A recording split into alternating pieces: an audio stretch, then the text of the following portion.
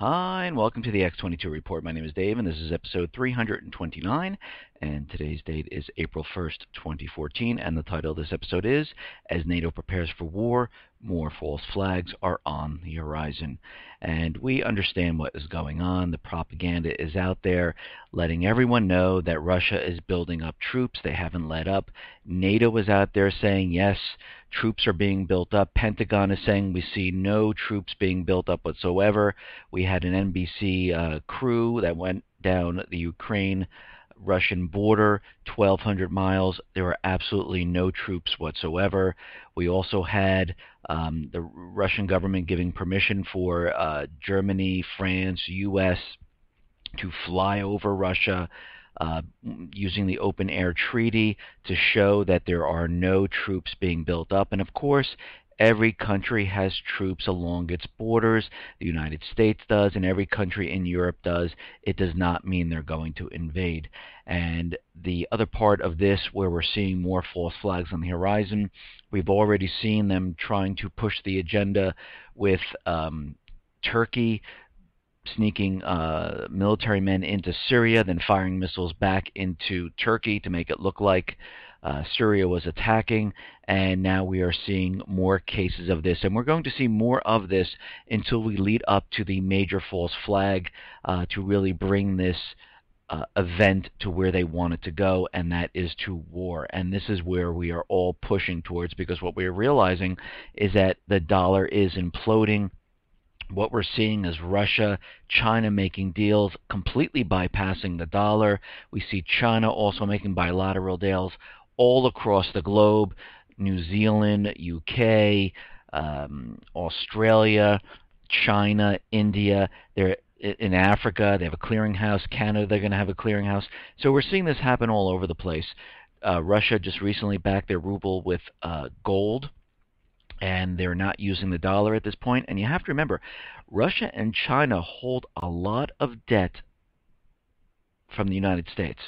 They have treasury bonds, and they have a lot of dollars in reserves. And again, they're messing with the people they owe money to, the central bankers. And this is who they're messing with at this time. And as we can see, what is going on here is the dollar is losing ground. Countries are looking at it and saying, what is going on here? The United States, the empire of the United States, is losing ground across the globe here, trying to keep and maintain everything to keep the dollar propped up. And it's completely, the central bankers are completely losing ground at this time, and things are starting to fall apart. They tried invading Ukraine. They thought they were going to get the entire country, put it on the EU system, have it join up to NATO. It would be in a strategic location along the Black Sea. They would have a port there, and that didn't work out at all. They tried everything with Syria right now, with UN humanitarian needs, war crimes. They tried the chemical false flag attack, and the last one, Turkey, with their false flag. And we're going to see more of these appear before the main event. And again, we still have those peace talks with Iran. We'll see how those goes. I don't believe that's going to lead to anywhere. I believe this whole entire peace talk about nuclear weapons is completely an illusion. What they really want is the same thing they always wanted. They want to get into Iran, infiltrate the banks, put all their resources on the U.S. dollar, and eventually get rid of the government in Iran. Same thing with Syria. And this is exactly what they want. If they can just get into their banks and have all their natural resources being sold using the U.S. dollar, that will be fine too, because this will prop up the dollar for them a little bit longer so they can get this next event started before the collapse comes, because they do not want to be blamed for this economic collapse. And this is why they're continually pushing this illusion out there, making everyone believe that we're in this incredible recovery. Europe is out there saying we're in a recovery. We're going to see growth very soon. United States is saying we're in this recovery. Housing's rebounding. Manufacturing, what manufacturing, but manufacturing is going to grow. People are going to get jobs. Everything's going to be fine. And again, I've always said this, if you need to convince the American people that we're in a recovery, it means we're not, because the people understand when we're in a recovery. They get a job.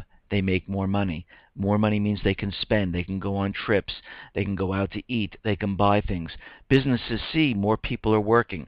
Businesses expand, they open other locations. Mortgage companies expand, they hire more people because now people are saving up and purchasing homes. And more homes are being sold, so they need to build more, so construction goes up. All this follows, and we're not seeing this whatsoever. I mean, if we head out to Australia right now, what we're seeing there is the Australian manufacturing is showing a dip in March. A measure of Australian manufacturing activity showed another month of contraction in March as firms complained that a rising currency was intensifying competition from imports. The Australian Industries Group Performance of Manufacturing Index slipped 0.7 points at this time. And the survey of around 200 companies found respondents were worried about the recent appreciation of the Australian dollar, which hit a 4-month high on its U.S. counterpart last week.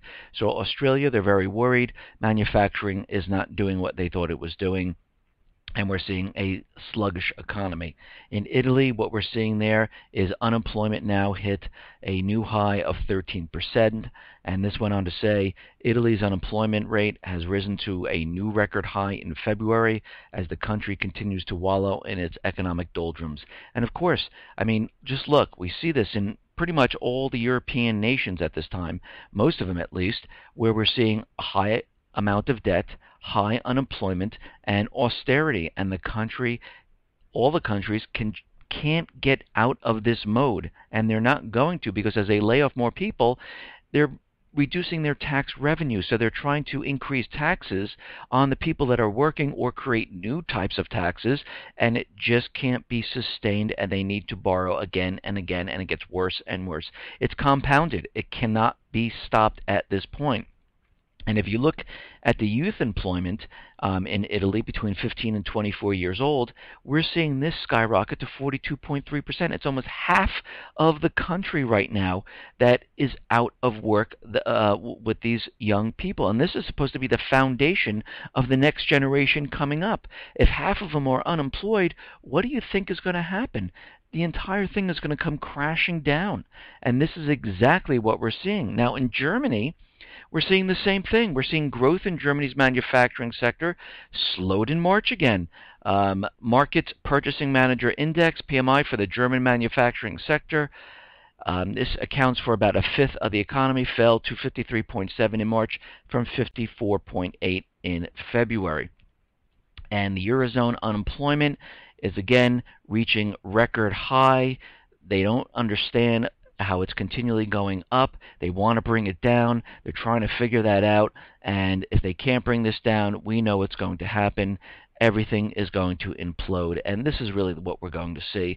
They want to make us believe that they're, let's get more jobs, let's build, let's do more manufacturing. Yeah, these are great words the leaders are continually repeating, but they mean nothing, because what they're actually doing is taking on more debt, laying off more people, and it's hurting the economy. And this is why every time they say we're in this recovery, we never are. It's always the opposite of what they're saying. And this another report saying major economies end first quarter on a weaker note. Major economies in Asia and Europe finished the first quarter on a weaker note, with key manufacturing surveys fueling expectations policymakers may be forced to act in coming months to prop up faltering growth.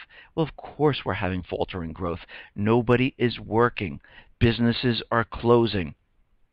And growth in British manufacturing unexpectedly eased to its slowest pace in 8 months, and prices paid by factories tumbled.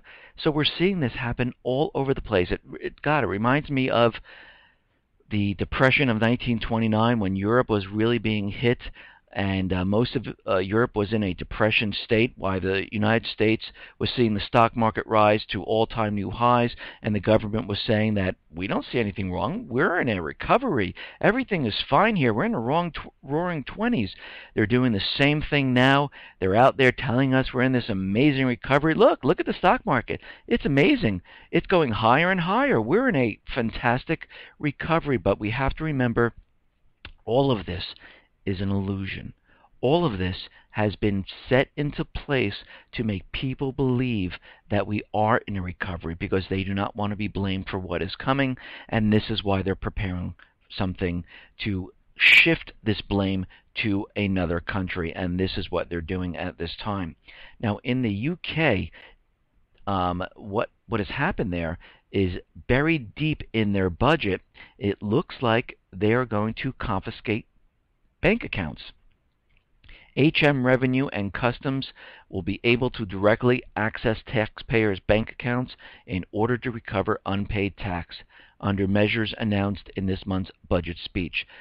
The little-noticed move gives HMRC similar powers to raid bank accounts and recover tax and tax credit debts in excess of £1,000.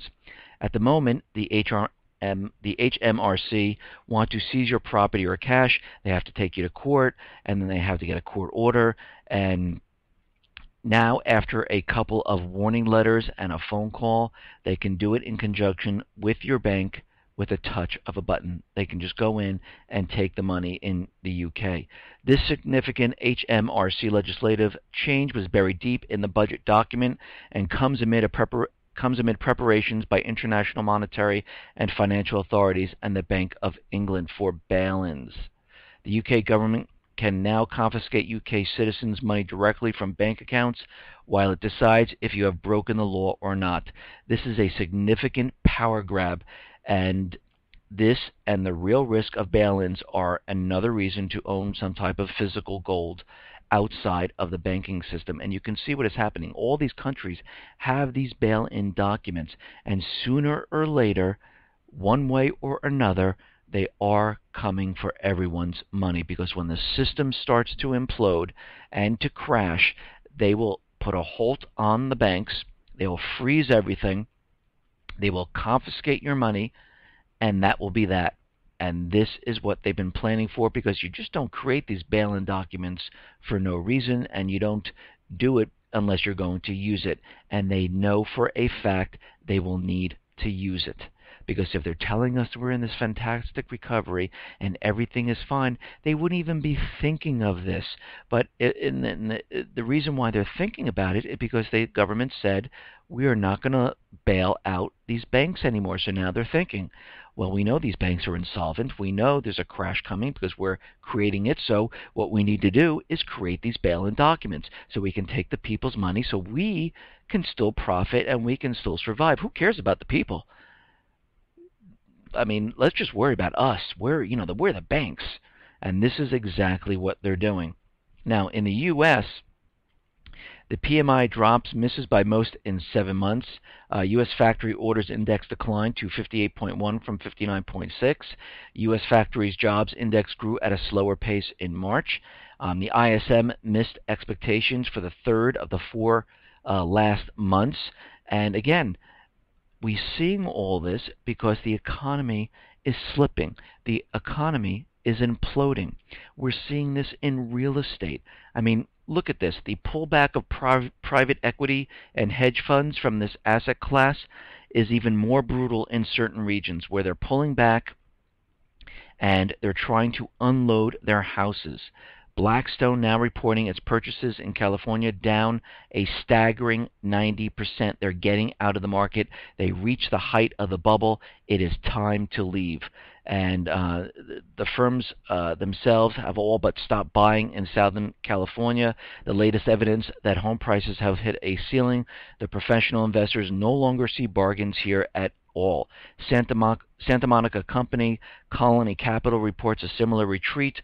Oaktree Capital of Los Angeles is retreating, and they're looking to completely cash out by selling its portfolio of more than 500 homes, many of them in Southern California. And we can see they're completely pulling out, and they're pulling out in many different cities across the country because they realize they are done. The insiders, the big players, are leaving the market. They are leaving because they realize real estate is imploding. How do we know it's imploding? Well, if we go back to 2013, when it was the height of the bubble, everything looked like it was rebounding because the president told us, we saw mortgage companies quietly laying off tens of thousands of people in their mortgage departments in JP Morgan Chase, Bank of America. They were completely laying off all of these people, and some mortgage companies were closing. But if housing was actually rebounding, mortgage companies would be expanding, not contracting, because that means more people need mortgages. They're buying homes. But this proves to us that it was these hedge funds, investment companies paying in cash. If you're paying in cash, you don't need the mortgage companies. If the American people can't afford to buy the homes, you don't need the mortgage companies. And we are seeing this happen right now, and this is why mortgage applications are down between 60 and 66% at this time. Now, U.S. construction spending is down. It barely rose in February. And what we are seeing is that they revise numbers again. Construction spending in January was revised to show a 0.2% drop instead of the previously reported 0.1% drop. So they brought the construction spending down. So they're actually spending less than they did. That was reported actually. So it's actually worse than what they're saying. And they always do this. They always go back, revise the numbers very quietly so no one realizes it, and we realize that this situation is a lot worse than they're actually reporting. Construction spending in February was curbed by a 0.8% drop in private residential construction project, which was the largest fall since last July. The decline in private residential construction was led by a 1.1% drop in a single-family home building. What we are seeing right now is the big players getting out of real estate. We're seeing real estate starting to come down. It's at the top of the bubble. It's on its way down, and we're going to see home prices come down. We're going to see people saying, what's going on here? It is a repeat of 2008 when everyone didn't understand what was going on because we reached the height of the bubble, and then it was on its way down. The customers dried up. Realtors had no idea what was going on. Nobody was coming to buy houses. People just started to lower their prices, lower them. They didn't see anyone. The market just dried up. And we are going to see the same thing happen again. Okay, now, in respect to Obamacare, and everyone knows who's been listening to me, and if you don't know, go back to my couple of reports, and you can hear me talk about Obamacare. I don't believe it's for the people. It is a cash grab. It is to get taxes and revenue from the people. And the CEO of Cleveland Clinic, one of the top hospitals in the country, is saying that 3/4 of Americans who signed up for Obamacare now have higher premiums. Well, we understand this because we understand what they had to do. They had to create insurance for every single person, and the only way to do this is to raise all the premiums at once to cover those people who are very ill and have those people who are healthy pay a higher premium to cover those people, and then take the deductible, raise it to a level where the insurance company really never has to pay out unless you are really, really sick. So throughout your year, if you have a $2,000, $3,000, $4,000, $5,000 deductible and you go to the doctor 3, 4, 5 times, you will not hit that deductible. You'll be paying your premium every month, and you'll also be paying the doctor's visit out of your pocket. The insurance company will pay absolutely nothing. When you're done with that year, it resets. So you're back to the same problem that they're not covering anything. Unless you go into the hospital, they are not covering anything at this point. You have to be really sick and go to the doctor many, many times before you'll even get a benefit from that health insurance. And this was created on purpose this way so the insurance companies wouldn't have to lay out the money. They make a huge profit, and the government would make huge amount of revenue because there's taxes intertwined into these premiums, that some of the money goes to the government, the other goes to the insurance company, and everyone makes out. And this is how it was constructed. It was not for the benefit of the people. It was the benefit to the insurance company. It was the benefit to the government. And again, Obamacare, not for the people. You wouldn't have to put a penalty on something if it was for the people. And again, the United States government all should have sat down in front of their computers on TV showing the American people how great Obamacare is, and they didn't do it. They all pretty much kept their government insurance policies because it's 10 times better when they're in what they're trying to push on the American people, and they didn't want to give that up. Now, we understand that the central bankers, along with the EU, they are losing control of Africa. They're losing down there. France has been asking the EU to send more troops, and right now the EU took a look. They said, ho, look, we are losing the battle. We better send some troops down there. And the Council of the European Union have announced the immediate launch of military operations in Central African Republic to help achieve a safe and secure environment amid the escalating crisis. Well, they're actually sending the people there to fight off the rebels. The rebels are actually China, who are backing the rebels, the people of the country. The governments of the EU and United States, along with the central bankers, control the puppet governments, and they're trying to keep the power, keep the natural resources, and keep the dollar in reserve in all of these countries. And again, the biggest threat is China in Africa. They've set up a clearinghouse in Kenya. We're seeing many different nations in Africa start to switch, and they're removing the dollar from their reserves and adding the yuan into their reserves. And the central bankers do not want this to happen because this would pretty much, it is a direct threat to the dollar if they do this, and it devalues the dollar. As they say they don't need it, these dollars come back to the United States, and we see inflation here, which really means a devaluation of the dollar because it takes more dollars to buy the same exact product. And this is what we're seeing happen at this time. But don't worry, the EU says this is only going to cost about 25.9 million euros to bring all the troops down there to secure the regions. And again, this is probably triple the amount that they're actually projecting right now. And we understand that all the EU countries are in trouble. They're trying to survive. People are on the streets hungry. But we're going to send troops down to Africa so we can maintain control of the region. Who cares about the people in the European nations? If they're hungry, starving, they have more austerity, it makes no difference at this point, as long as we make sure our natural resources are protected and controlled. Now, we understand that the United States has put sanctions on Russia.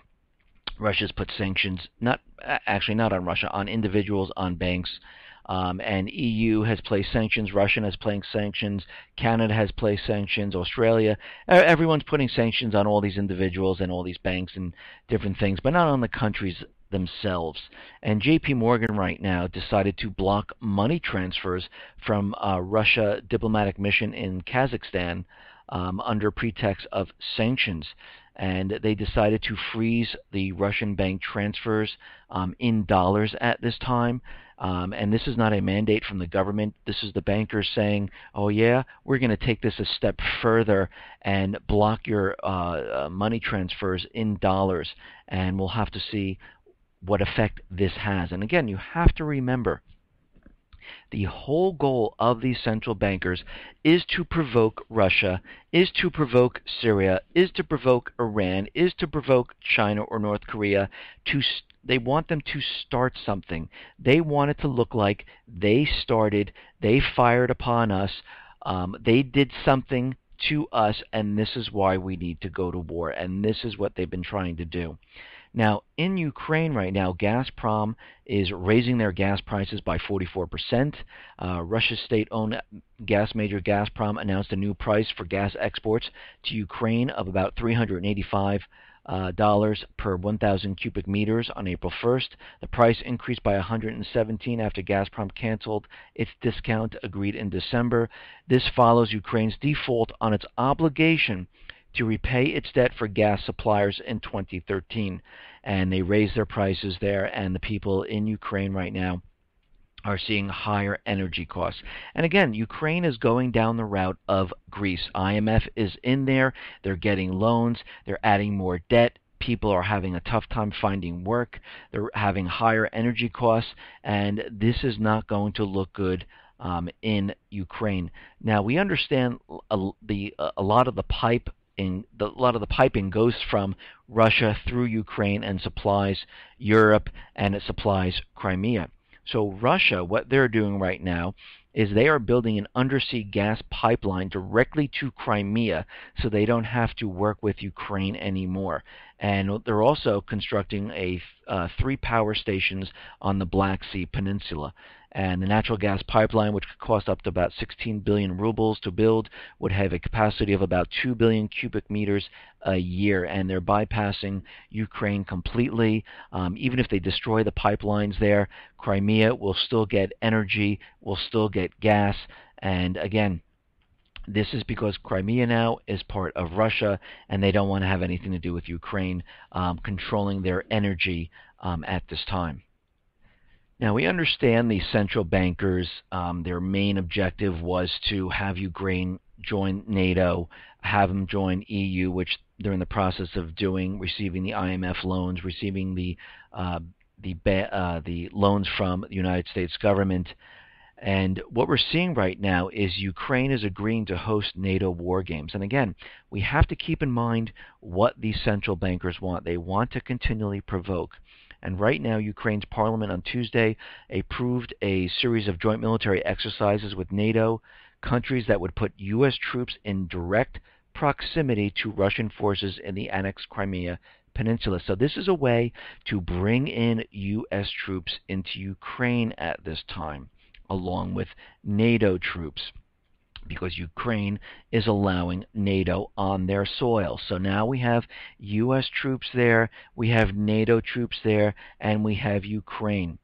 And the decision came as NATO foreign ministers gathered in Brussels for a 2-day meeting dominated by concern over the recent buildup of Russian forces, which there aren't any, near Crimea that U.S. officials estimate had at one point reached about 40,000 troops. No, they did not. The exercises approved on Tuesday would see Ukraine conduct 2 sets of military exercises with the United States this summer. So here they are, right next to Russia, on Ukraine's soil, next to Crimea, completely doing military drills with NATO forces and U.S. forces. Provoke, provoke, provoke.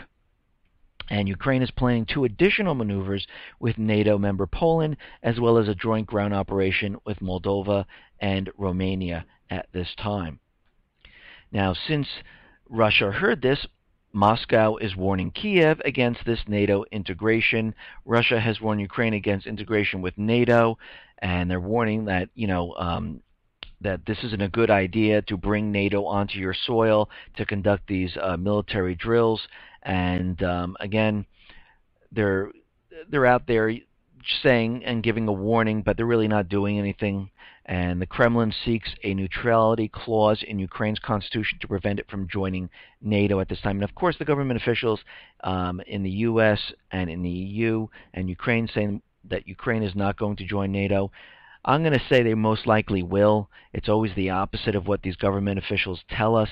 Eventually they'll say, oh no, they have to join NATO because of this reason or that reason, because of Russia doing something, and we'll actually probably most likely see them join NATO at this time. They're already bringing the troops there. They're all going to be stationed there. They're not going to leave. We know exactly what is happening. Now, NATO is going to suspend civilian and military cooperation with Russia at this point.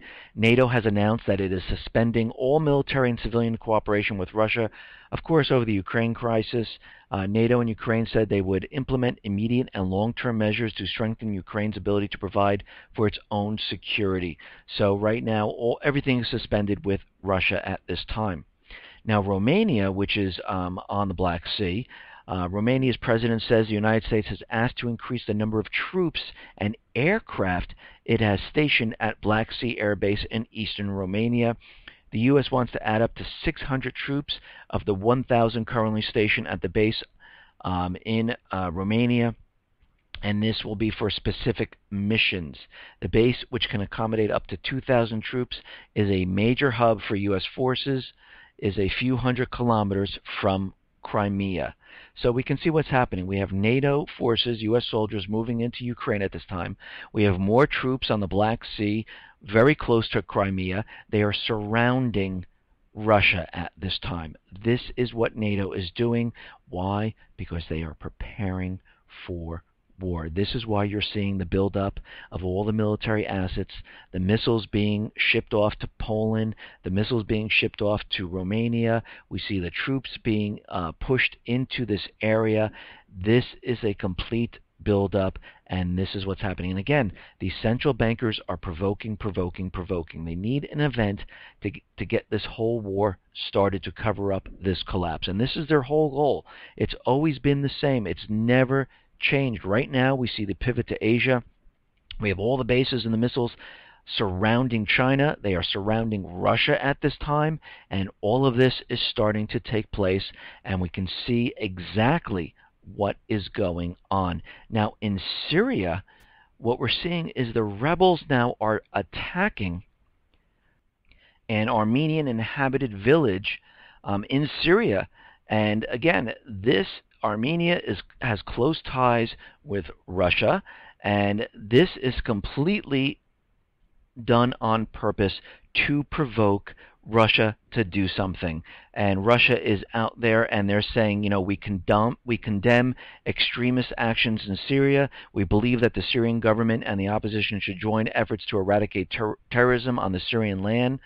The world community and human rights organizations have voiced concern over the situation in the Armenian-populated town of Kasab, Syria's northwest. The town was attacked by al-Qaeda-linked extremist groups.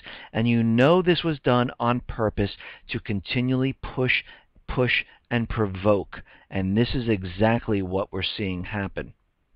Now, there is a lot of fighting near the ports in Syria where they're taking the chemical weapons and getting rid of them. Syria's regime is fighting to retake land near a critical seaport, hosting the removal of chemical weapons from the divided country.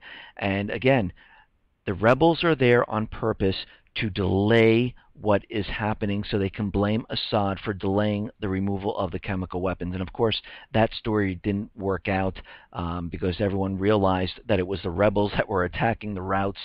The rebels were there trying to push and control the situation, and all that came out, and that whole story completely fell apart. But here in the U.S., what we're seeing is they're trying to continually build up the false flag that people around the country are becoming radicalized, that they're looking into al-Qaeda, that they're looking to create bombs, that they're looking to go jihadist on people. And we've seen this with the National Guard person who was arrested, who was going to blow up the LA subway system. And now we're seeing that the FBI is searching for a recent Army recruit believed to be planning a Fort Hood-inspired jihad against U.S. soldiers. And we're seeing more and more of these stories because now they're building up the propaganda. And the man identified as Booker had told friends of this intention to commit jihad. And they're building this propaganda up over and over and over to make everyone believe that people in the United States are going to be radicalized. And they want everyone to believe this because they understand the more you believe and the more you hear this, when this event occurs, you'll say, oh yeah, I know, I heard this. I heard that people are going jihad. I heard people are radicalized. I heard there are groups in the country, lone wolves, and some of them are Americans. I heard about this, that they're reading how to do things on the internet and they're actually carrying these things out. And most of these people are FBI informants. They're the ones who they created this. They told them to do something, and now they go ahead and they look for them. And this is all to show that that there are actually people out there doing these things. Now, like I said in the beginning of this report, that there are more false flags on the horizon, and we're seeing another false flag take shape. And again, they're trying the same exact thing that they did back in August of 2013.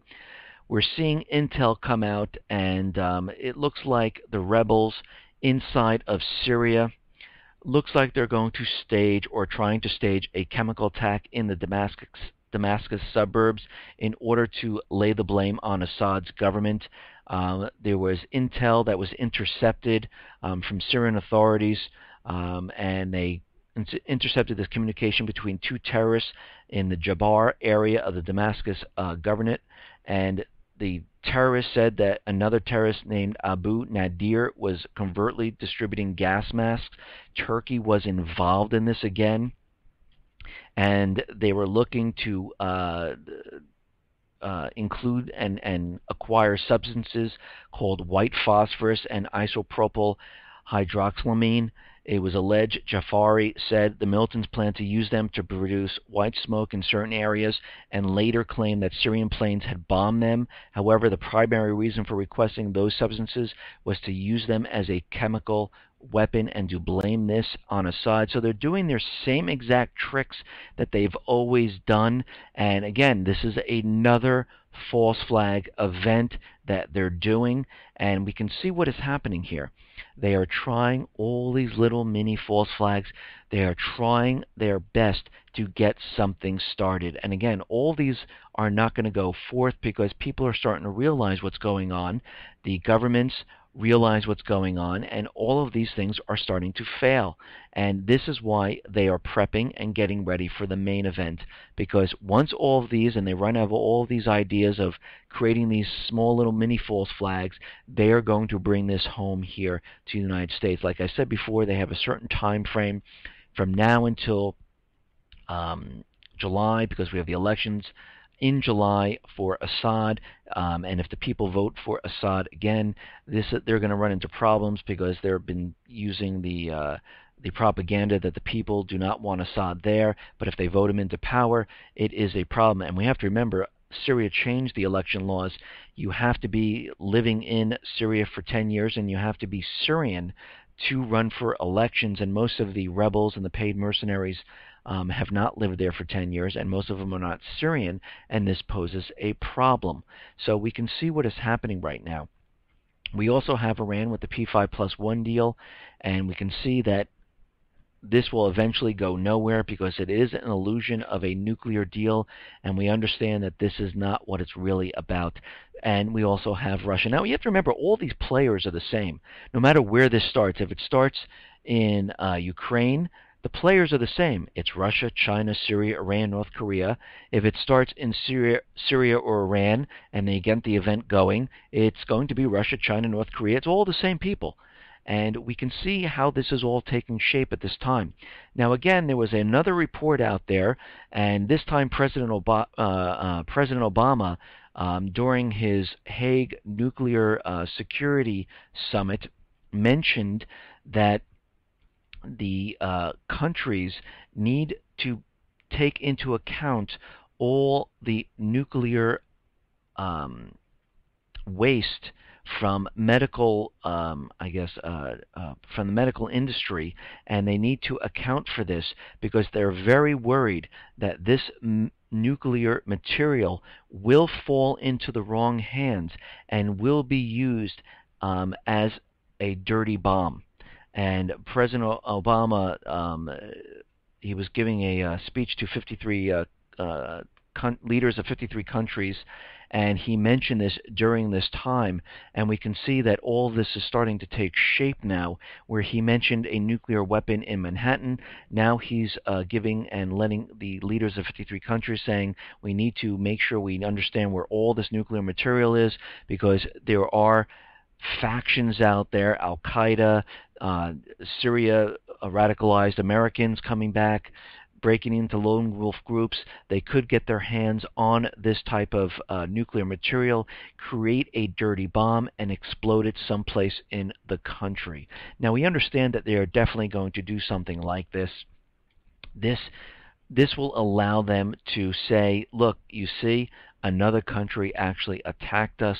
Again, I've been talking about this for quite a while. It will be multi-pronged, along with cyber attack, with a chemical, nuclear, because they really want the entire country to feel what this entire event. They don't want it to be located or pinpointed in a certain area, because a cyber attack on the financial institution doesn't really have that same effect as having a chemical, nuclear type of attack or a blackout in certain parts of the country. So they're really going to try to bring this home and get the entire country in on this, to make the people actually really feel what is coming, so they can say, look what happened. Another country brought down our economy. Another country did this to us. We need to go attack. And of course, they understand that Russia and China will be among these countries. And again, this will then start World War III. Listen, everyone, thanks a lot for listening. Be well, be safe, and especially be prepared. Thanks a lot.